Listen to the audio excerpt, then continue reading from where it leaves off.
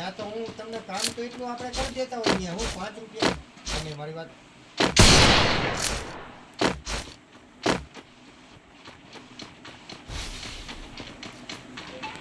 હવે રહેવા દો એ તો મારા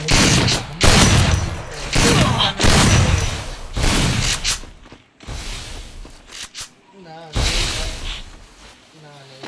હાલો હવે તો ટિફિન કરવાનું ને એ ભલે હવે ન્યાય તમે એમાં 200 રૂપિયા નહીં આપ્યા તમને મુદ્દા પેટ્રોલ ને આવે